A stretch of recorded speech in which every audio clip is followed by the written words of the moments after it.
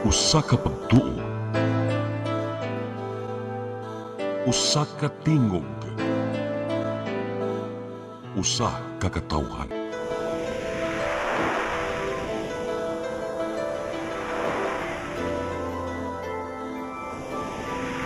Cebu Catholic Television Network.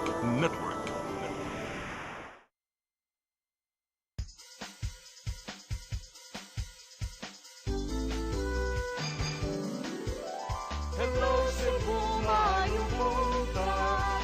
Yaksunta ang kahayag nga nagsulit sa matuod, kadagan sa panghitabo. Hello Cebu, maayong buntag Pinoy.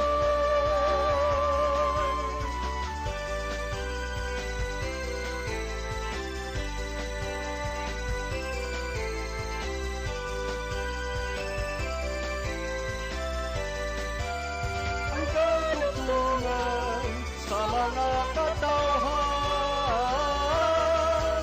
Hello Cebu, hello Cebu, maayong buntag Pinoy, maayong buntag Pinoy, maayong buntag Pinoy. Hello Cebu, may buntag Pinoy, adlaw karong Biyernes, pizza 15 sa buwan sa Mayo tuig 2026, adlaw ni Maningil ug adlaw sab ni Manuel Du. Unya kami yung mga alagad sa kahanginan, ako si Malu Inocando Tabar. Si Attorney John Destacamento. Welcome sa itong programa ang Hello Cebu, maayong buntag Pinoy. Unya atong unahon pagpadangat atong weather update. Ikin sa pag-asa maktan, attorney, kitsa atong weather forecaster. Yes, itong linya partner si Sir Jomer Eclarino. Maing buntag, Sir Jomer. Yes sir, may buntag sa tanan ug sa atong tanan tigpaminaw kini atong latest weather update karong adlaw. Padayon ta makasinati ng fair weather o init na igang na panahon diri sa Visayas, lakip na ang probinsya sa Cebu. Kini nga na sa kasarangan na hangin ug ang kadagatan malinawon nga sa kasarangan diri sa Visayas. Ug ang atong temperatura 27 to 33 degrees Celsius at ay forecast maximum heat index na moabot kini sa 41 degrees Celsius under kini sa extreme caution na category. Haring adlaw mosalop alas 5:58 karong hapon, ang dagat mohunas alas 4:20 sa hapon, mutaob sa alas 10:42 sa gabi. Philippine Standard Time alas 8:00 sa buntag kan diri sa Mactan, Pag-asa Visayas, DOST, Joe Clarino. Dagang salamat si Jomar Clarino, may buntag yung tanan dinas Pag-asa Mactan. Karon arita sa itong front pages sa mga pamantalaang lokal ug nasyonal atong sugdan sa Sunstar Daily. Sa Sunstar Daily, rolling blackouts hit parts of Cebu. Sa Super Balita, dakog utang sa drogas, gipusil patay. Sa The Freeman, after multiple gunshots, De La Rosa slips out of Senate. Sa Banat News, gunman na abtan sa habal-habal driver, nagpatay sa babay sa lungsod sa Balamban. Sa Philippine Daily Inquirer, at large again, Bato sneaks out of Senate. Sa The Philippine Star, De La Rosa leaves Senate with Padilla. Sa Manila Bulletin, Marcos orders truthful and impartial probe on Senate incident. Og sa Tempo, Bato escapes. Mga itong front pages sa mga pamantalaang lokal ug nasyonal. Sa mong pagbalik mo ipadangat kaninyo itong mga balita. Please stand by. Hello Cebu, hello Cebu, maayong buntag Pinoy, maayong buntag Pinoy, maayong buntag Pinoy. Discover the beauty of the Philippines.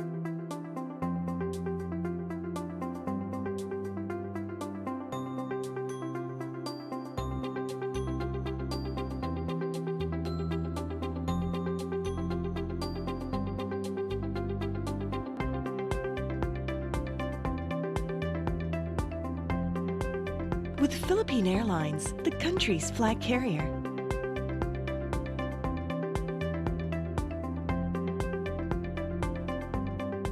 The airline that lets you feel the warmth of the nation.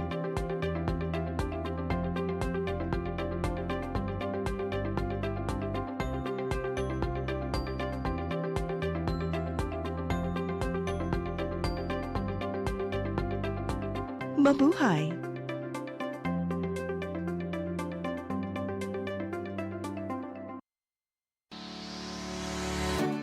Looking for the best internet deals in Negros Oriental? Field Products Negros is here to bring you fast, reliable, and affordable internet with plans made just for you.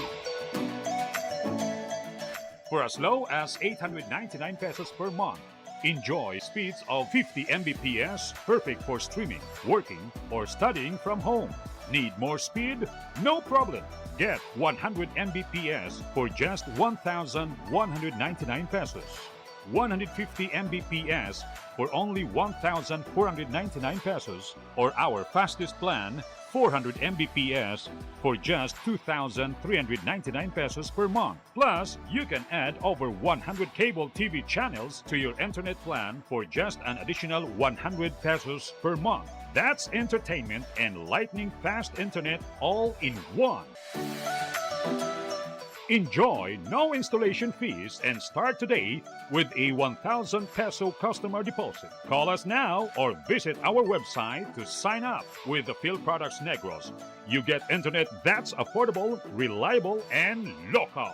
Field Products Negros, bringing you closer, faster. Call us at 0917-631-5240 or visit our website www.fieldproductsnegros.net or our Facebook page, Field Products Dumaguete. Subscribe now.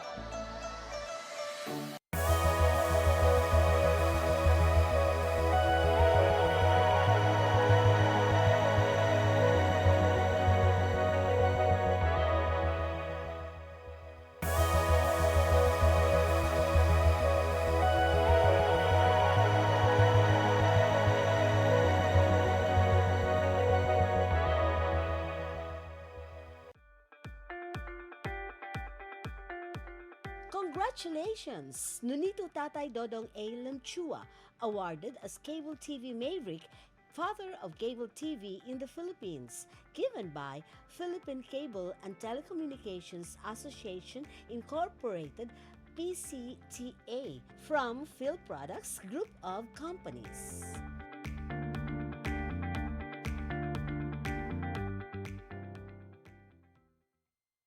Hello Cebu, hello Cebu, maayong buntag Pinoy, maayong buntag Pinoy, maayong buntag Pinoy. Balik sa Hello Cebu, maing buntag Pinoy ug karon sa atong mga balita. Nagunas ng mga balita karong buntaga, Cebu Archbishop Alberto Uy mihangyo sa tanan nga dili ipalabi ning panahona ang kasilag ug pagkabayolente human sa mga panghitabo didto sa kauluhan. Aduna usab say panawagan ngadto sa presidente sa nasod ug sa mga tinugyanan sa balaod. Kung unsa kini atong siren sa report ni Gian Navarro. Pinagi sa Facebook page gamay may sa magbalantay. Gikabalak-an ni Cebu Archbishop Alberto Uy ang naitabo sa Senate compound human sa posibleng pagdakop kang Senador Ronald Bato de la Rosa nga karon gipangita na. Karong nisangpot sa grabing kagubot ang naitabo sa nasod ding si Manaha. Gihangyo ni Uy ang tanan nga kung mahimo di ipalabi ang kagubot, kasilag og bayolenteng buhat ngadto sa sigkaingon. Nakita ni Uy nga nipalabi na halos ang pagbahin-bahin sa baruganan sa mga Pilipino tungod sa kadaghan sa mga panghitabo.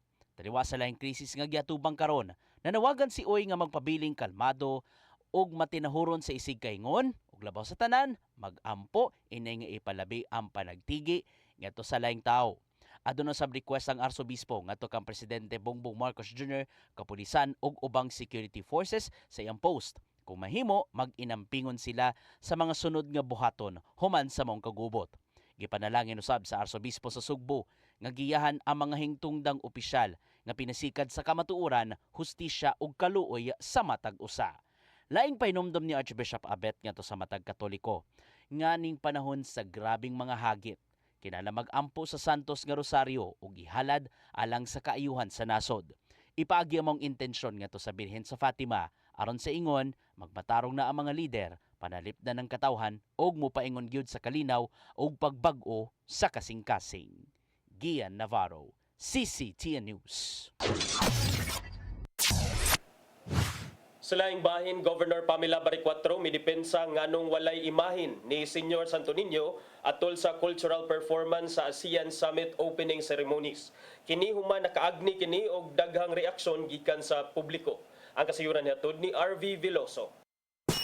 Gipasabot ni Cebu Governor Pamela Baricuatro nga tungod sa managlahi nga pagtuo sa mga international delegates kinsa misalmot sa ASEAN Summit. Mo hinungdan nga wala magdala sa imahen sa Senyor Santo Niño atol sa sinulog-inspired performance niini sa opening ceremony sa Kalihukan. Iyang giduga nga sagad sa mga delegado nga misalmot adunay pagtuong Islam ug Buddhism. Gipadayag ni Baricuatro ang iyang panahom human makakuha og managlaing reaksyon diha sa social media ang performance sa lumadbas sa kanon. Gikwestiyon sa mga netizens nganong wala giapil sa presentasyon ang imahen nga giingong nagsimbolo sa debosyon og pagtuo sa mga sugbuanon.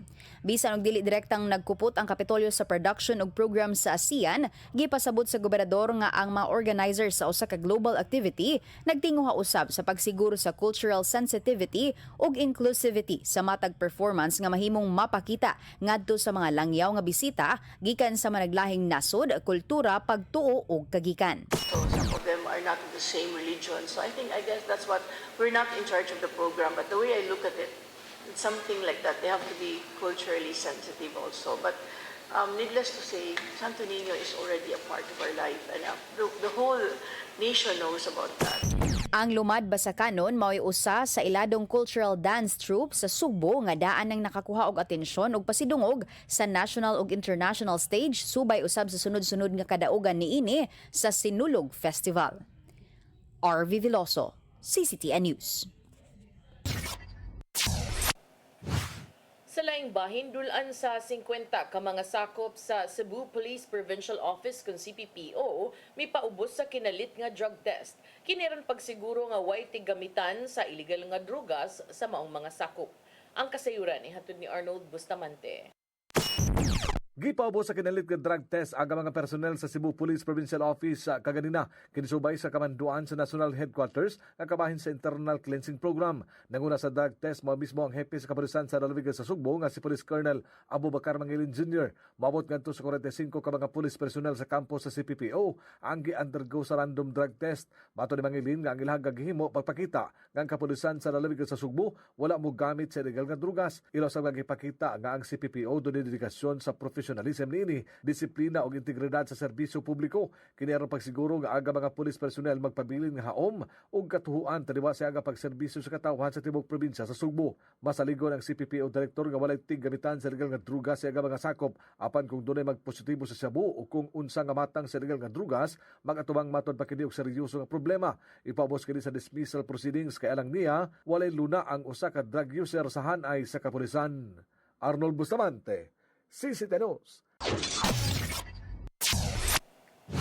Sa pagpadayon sa itong mga balita, pipila ka mga establishmento sa Metro Cebu ni pahimulo sa Interruptible Load Program sa Visayan Electric. Kini aron dili magdugay ang ipatumang rotational brownout sa kabalayan tungod sa nagkagamay nga power reserves. Ang kasayuran nihatod ni Gian Navarro. Naka-alerto na karon ang Visayan Electric subay sa nagkagamay na nga nahabiling supply sa kuryente tungod sa gipatumang red ug yellow alert status gikan sa National Grid Corporation of the Philippines NGCP. Tungod dini gipatuman nila ang interruptible load program og manual load dropping ngadto sa tanang mga konsumidor isip pagsanong sa mga sugyot ug ubang lagda gikan sa NGCP. Aron dili na monipis og samot ang power reserves nga mapod gikan sa NGCP.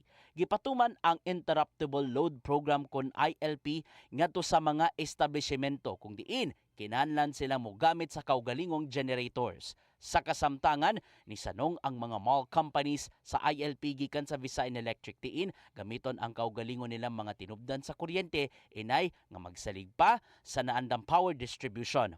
Mato di Engineer Nico Arancillo gikan sa Visayan Electric nga pinaagi nini maapod ang ubang kuryente ngadto sa mga nanimuyo aron dili na magdugay pa ang rotational brownouts. So basically they generate power for their own operational requirement.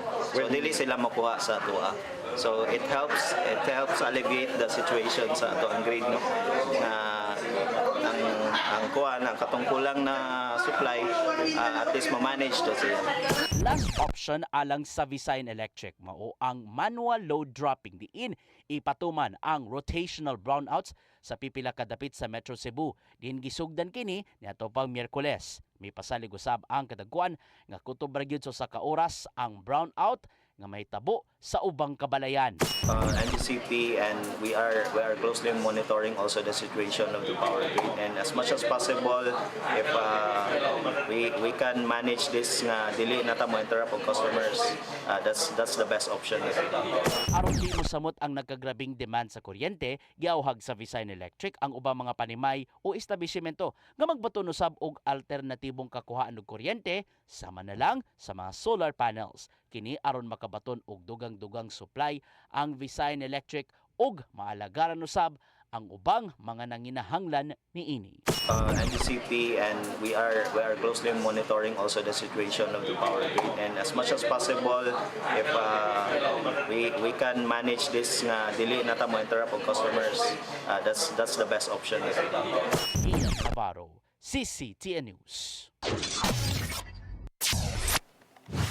Sa atong katapusang balita, tulo ka mga traffic enforcers sa syudad sa Mandaue ang gitangtang sa trabaho tungod sa pagpangilkil. Inaisyuhag citation ticket ang mga nagmalapason, muhatag nilag kwarta ngadto sa enforcer. Ang kasayuran ihatod ni Mary Rose Sagarino. Sa usa ka video sa mga sakay sa naparang nga sakyanan, madungog ang traffic enforcer nga nibungat og pang-snack. Ang sakyanan na para tungod anaa sa tunga nga lane o gayong wala mi left turn sa left turning sign sa kilid. Makita usab ang pagtunol niini sa kwarta nga giputos sa tissue. Samtang sa usa ka dashcam, madungog usab ang usa ka traffic enforcer nga nibungat nga magsabot na lang para dili maisyuhan sa citation ticket. Ang maong duha ka traffic enforcer ug ang usa pa nga kauban ang gipangtangtang na sa trabaho karon lang buwana. Matud ni Hilary Tuya ang pangusa buhatan nga moabot sa 1,000 ngadto sa 1,500 pesos ang nakuha sa mga job order nga traffic enforcer. Atong giaksyonan kay mao man ay atong mandato kay dire sa kuan sa team and especially sa LGU Mandaue, wala man na nato gitudlo og apil kanang ingon ana nga mga activity. So especially tinarong magyud ato ang kanang panerbisyo, no, subay sa lagda sa ato ang administration ni Mayor Jongki. So tanang mga ingon ana nga mga illegal activities involved og extortion, so giaksyonan na nato. So moto there were 3 of them nga na kuan gyud nabuwag gyud sa serbisyo. Matud pa ni Rituya nga bakak ang pangangkon sa usa ka traffic enforcer nga mas mahal ang multa kung bayran sa opisina tungod magdepende kani sa kalapasan. Matud pa ni Rituya nga strikto ang buhatan sa malambigit sa korupsyon, lakip na ang pagpangilkil ug siguradong matangtang sa serbisyo kung mapamatud-an. Dire sa team ato gining gi-condemn kining ingon ani nga activity kay bawo magkata nga naam gina naghuwat lang gyud tag ebidensya ba, kay at least to give due process pod sa ato ang mga kuan kay basin unya og gipasanginlan lang kay especially violator usor ba kayo nang ingon ana nga kanang nadakpan mobawas dayon pasangil nga ingon ana ba. Pero kung strong ang evidence, atong aksyonan. Giawhag ang publiko nga mo-report sa ilang buhatan o sa ilang Facebook page kung adunay mga ebidensya sa mga traffic enforcers nga nangilkil. Mary Rose Sagarino, CCTN News. Mga katong mga balita nga nahipos tong kaubanan sa CCTN News and Public Affairs Team. Inyo katong nakita kagahapon sa mga balita sa Sairi 47. Unya, attorney? Nya, partner, unsa man, mag-file pa man ka. Mag-file pa man ka. Mag-file cabinet? Break sa tao niya. Igbalik si attorney lang. Kaya ra kay niya. Kay na ako'y 9 a.m. nga appointment. Okay. Yes. Sige, makita-kita ta ninyo sa atong pagbalik alang sa mga pag-isgot-isgot. Please stand by. Hello Cebu, maayong buntag Pinoy, maayong buntag Pinoy, maayong buntag Pinoy.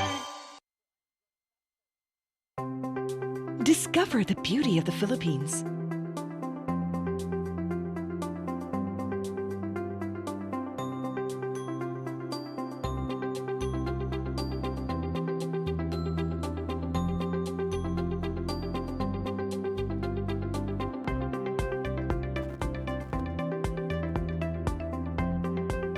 with Philippine Airlines, the country's flag carrier.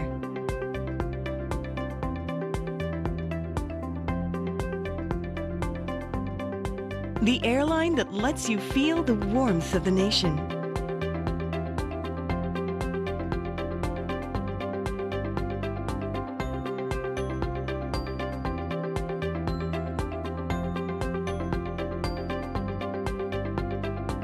Mabuhay!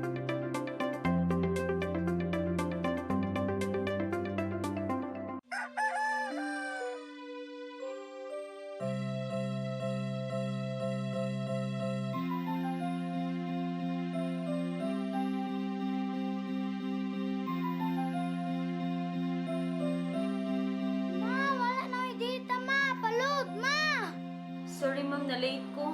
Nangita pa mong gusto para internet sa kong anak ma'am. Ay, wala na yung problema. Mag-Sinisibu! Sinisibu, Sinisibu. For your internet connection. And for the signal of your cable TV. So fast and straight, the transmission to your home. Sinisibu!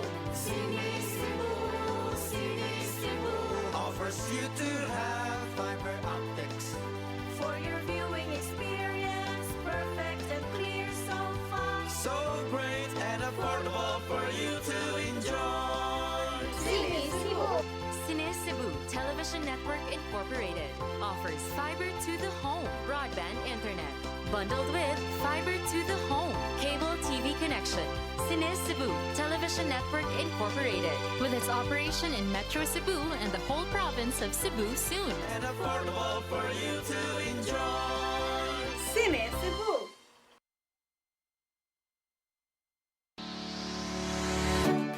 Looking for the best internet deals in Negros Oriental? Field Products Negros is here to bring you fast, reliable, and affordable internet with plans made just for you. For as low as 899 pesos per month, enjoy speeds of 50 Mbps, perfect for streaming, working, or studying from home. Need more speed? No problem. Get 100 Mbps for just 1,199 pesos. 150 Mbps for only 1,499 pesos, or our fastest plan, 400 Mbps for just 2,399 pesos per month. Plus, you can add over 100 cable TV channels to your internet plan for just an additional 100 pesos per month. That's entertainment and lightning fast internet all in one. Enjoy no installation fees and start today with a 1,000 peso customer deposit. Call us now or visit our website to sign up with the Field Products Negros. You get internet that's affordable, reliable, and local. Field Products Negros, bringing you closer, faster. Call us at 0917-631-5240 or visit our website www.fieldproductsnegros.net or our Facebook page, Field Products Dumaguete. Subscribe now.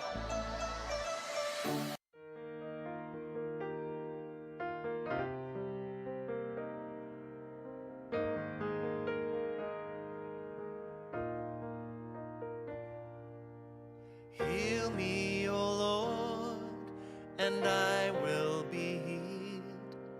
Save me, and I will be saved. Heal me, O Lord, and I will be healed. For you are the one I praise. You are the one I praise. Sing it with me. Heal me, O Lord, and I will be healed. Save me, and I will be saved.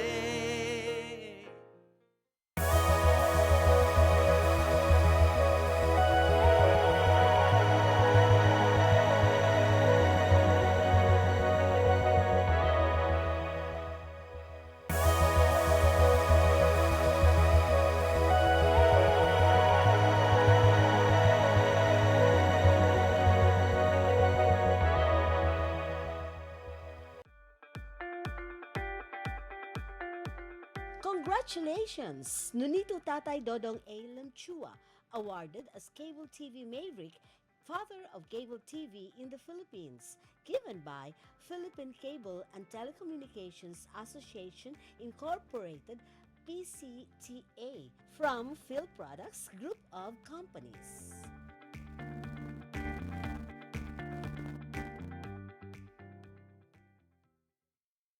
Hello Cebu,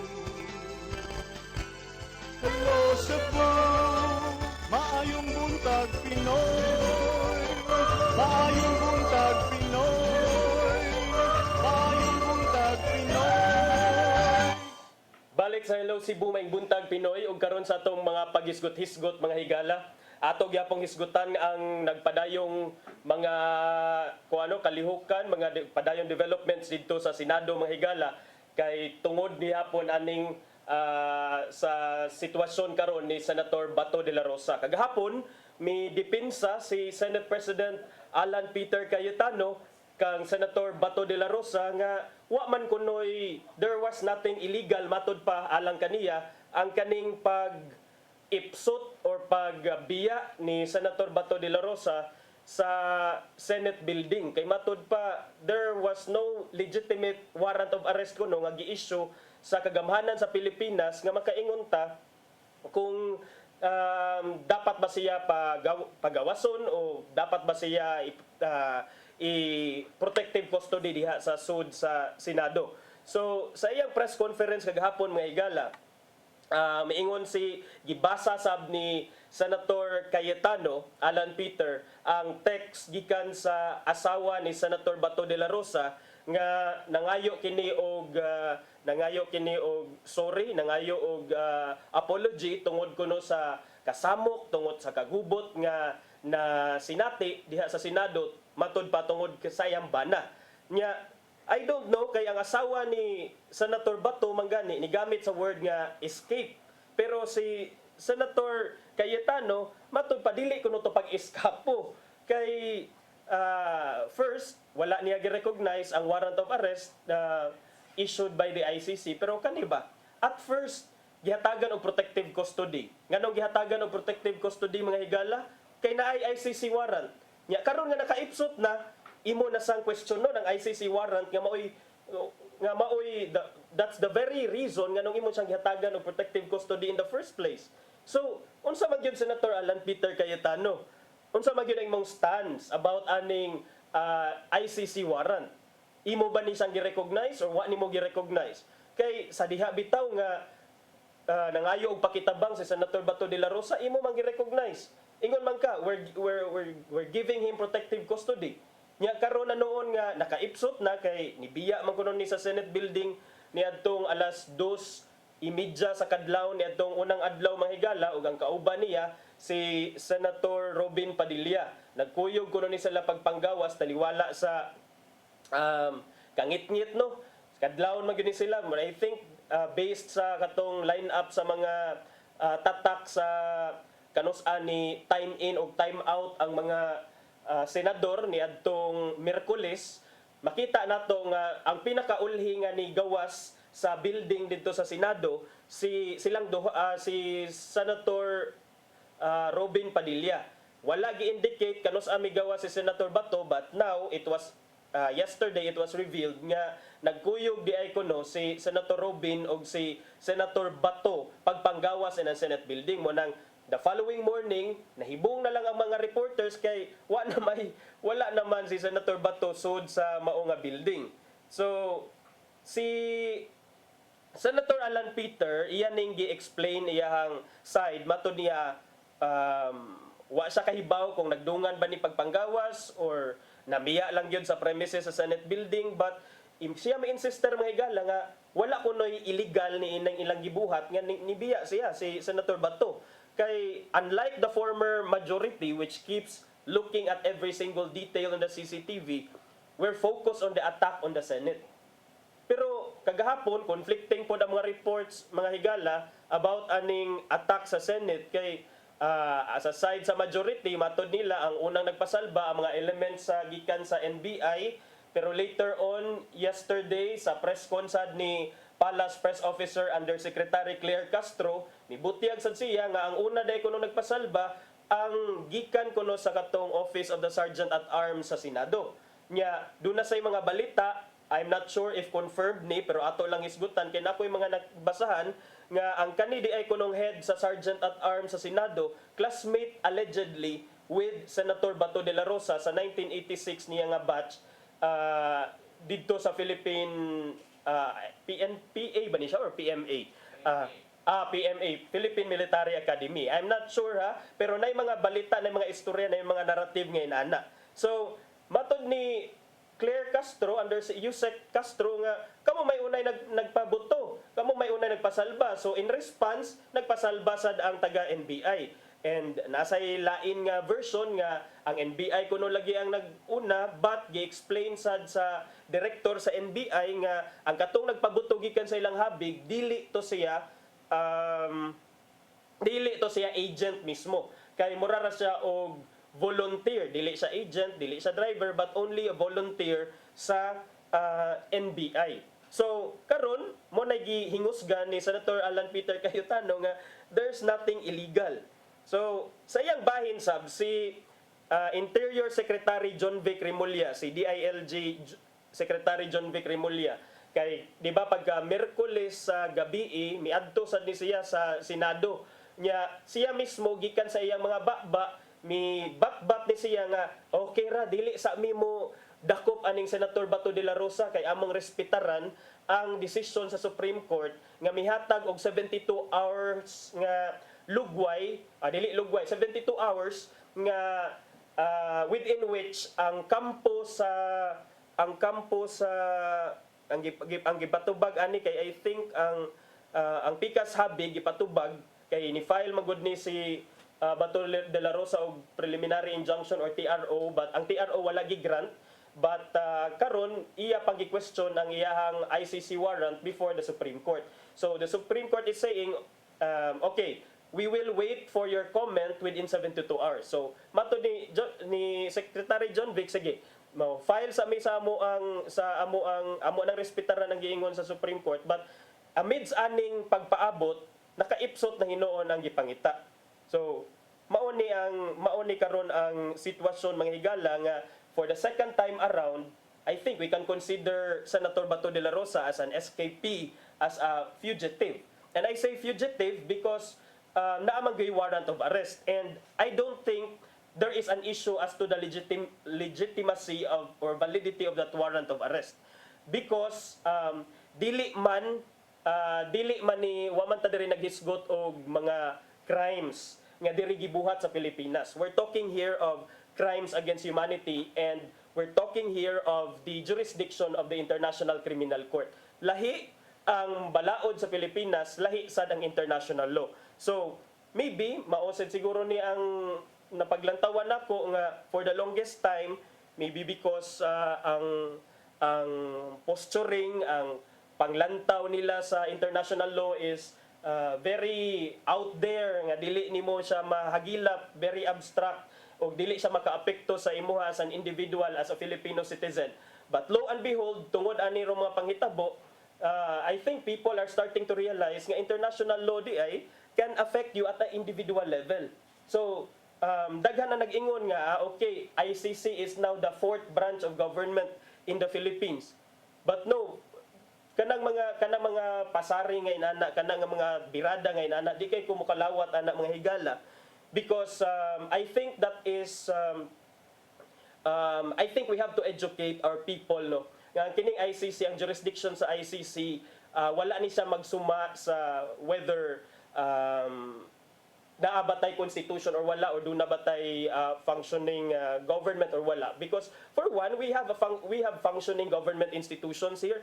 Our judiciary is very well equipped to try and to prosecute cases, but unsaon man ni nga nasugdan naman nya kung ato yung technicalon, kung atong sugdon ang balaod na amantay RA 9851, unsa may na RA 9851 nga pwede i-surrender sa Philippine authorities ang bisag kinsa nga Filipino citizen nga gitaral or giprosecute or convicted of any crime.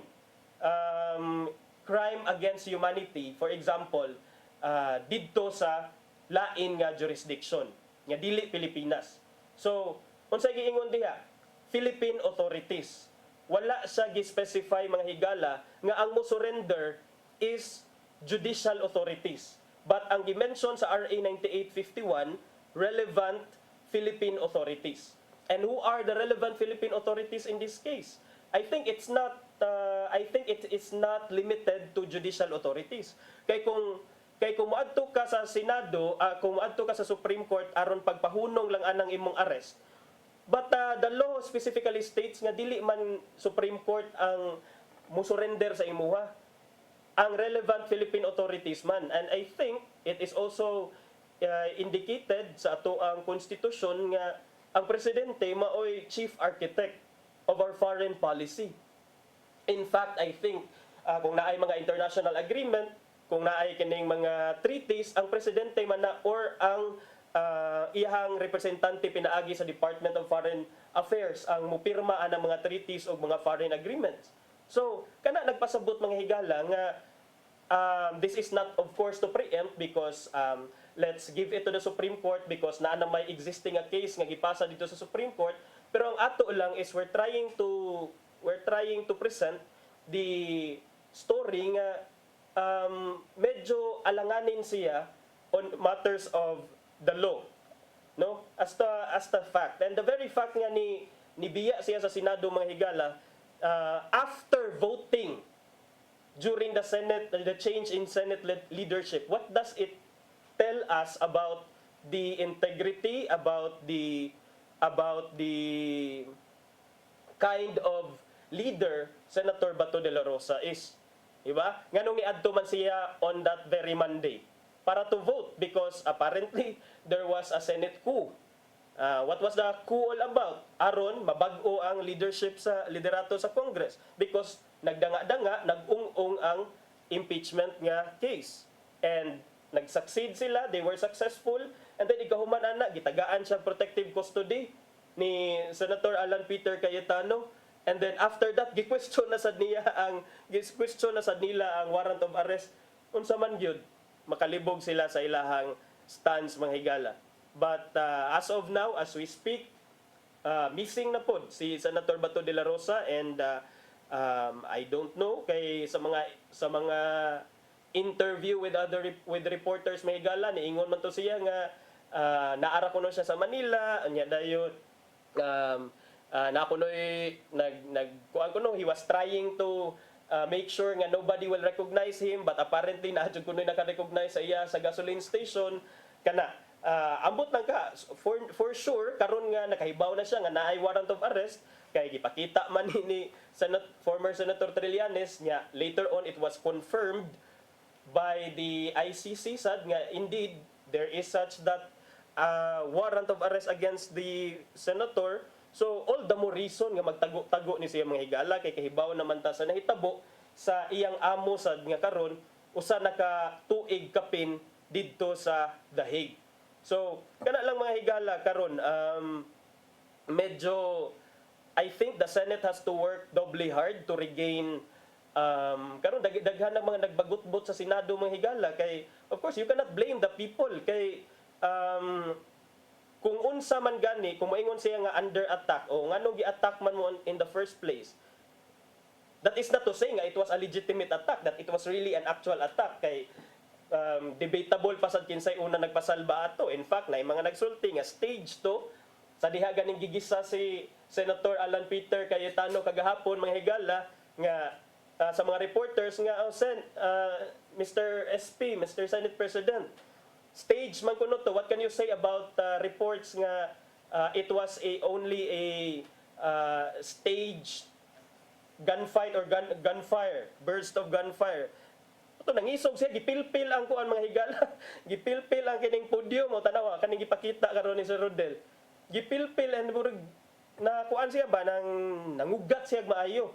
Nganong di man mo mutuo nga we are under attack? Nganong moingon man mo nga it was staged? Nga nakakita man mo kagabi nga nagbuto-buto and your lives were put in danger. Pero that's beside the point, mga higala lagi. Kay kita hinuon sad nga magtan-aw ta, and then pagkahumani ato mga buto-buto, a few hours after, slip out sa Senate building si Senator Bato de la Rosa, then di ta makabasol kung ang katawhan moingon nga abasin o gidrama-drama ra sadto kay aron ingnon nga aron ma-insulate ang Senate gikan sa further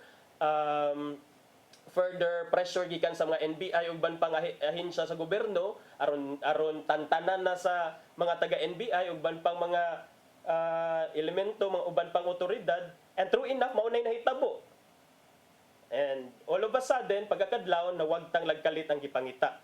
So mao na mga higala nga duna say mga istorya nga duna ba kuno ni say salaod si Senator Alan Peter Cayetano, considering nga ni-admit man siya nga ang gisakyan ni Senator Bato de la Rosa on the way to the Senate that Monday morning was actually his car, along with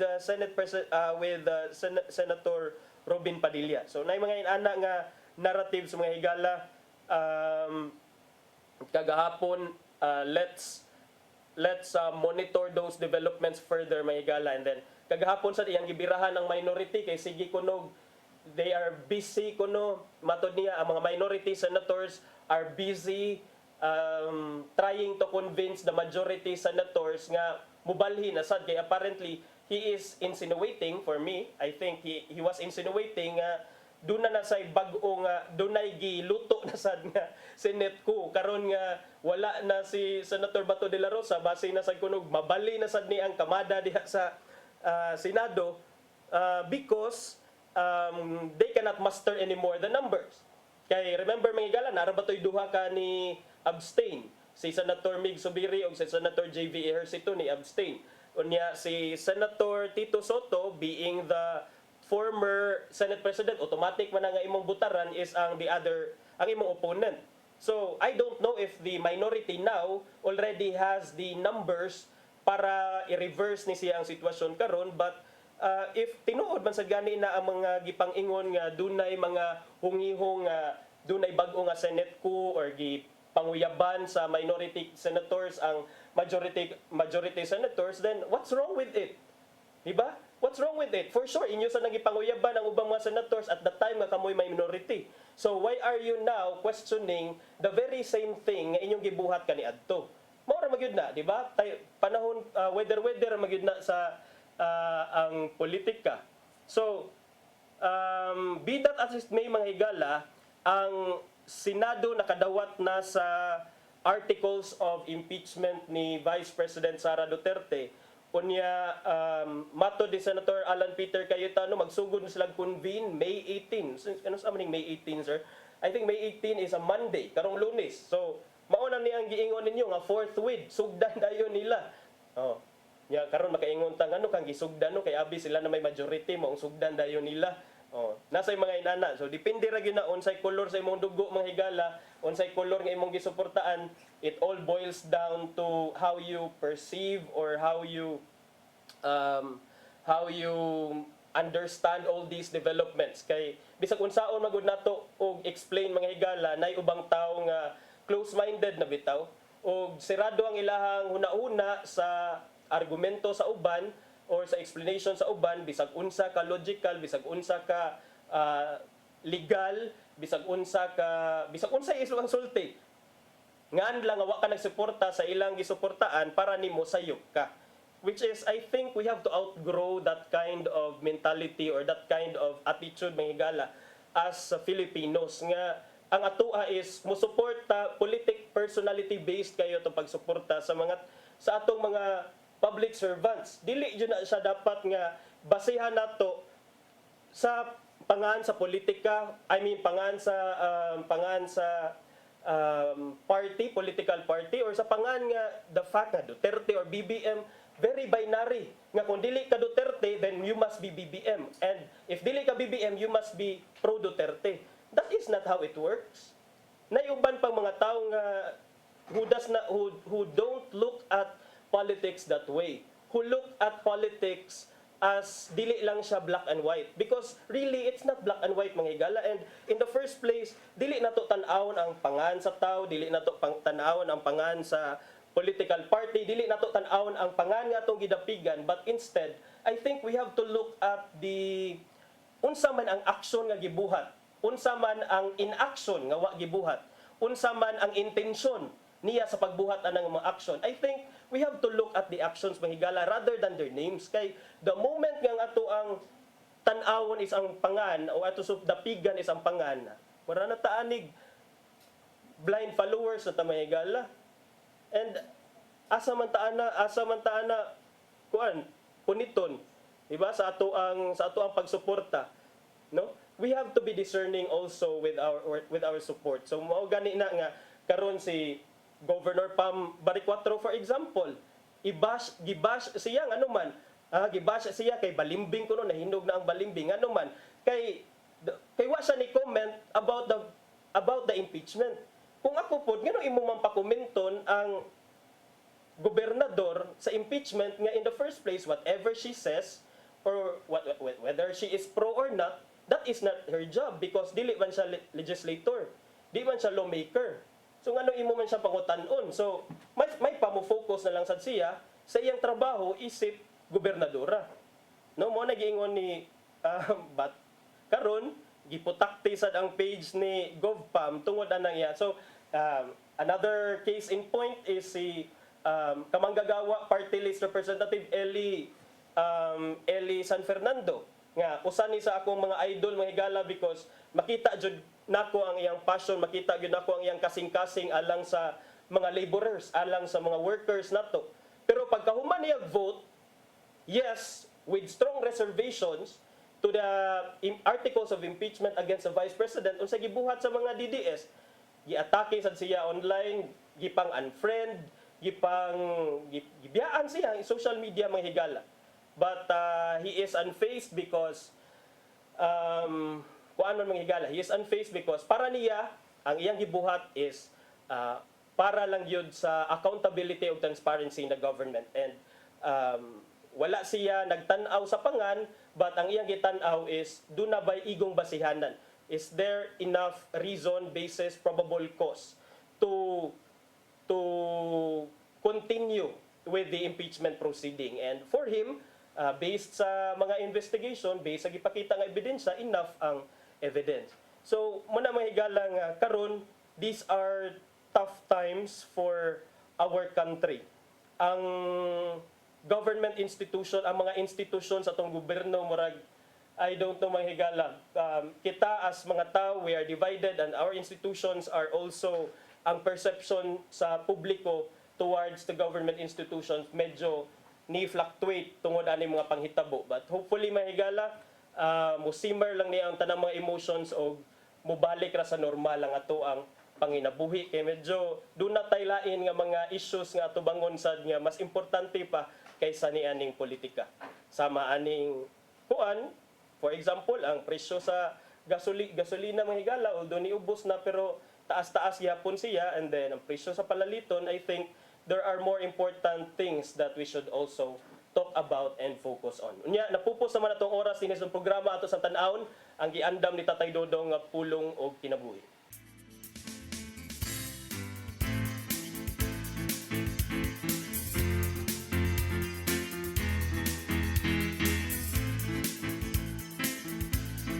Ang pulong mo, ang diwat sa dalan ko.